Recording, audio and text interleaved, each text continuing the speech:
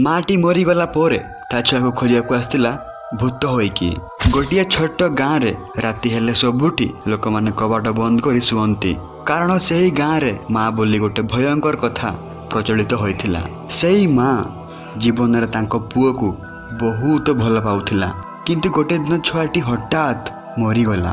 लोके कहिले से नदी रे पड़ी मरीगला। ताहा परे से माँ पागल होइगला एवं किछि दिन परे से मध्य मरीगला।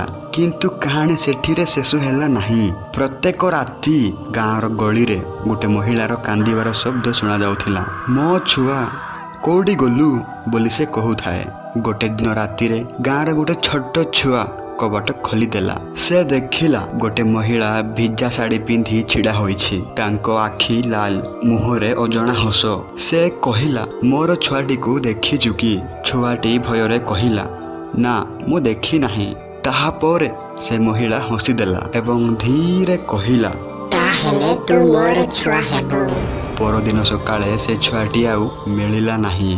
केवल से कबाट पाखरे भिजा पाद चिन्ह एवं कांथरे लेखाथिला माँ को ता छुआटी मिलिगला। सेथि ठारू गाँव रे कुहा जाइछि राति रे केही भी माँ बोली डाकिले उत्तर देबो नहीं।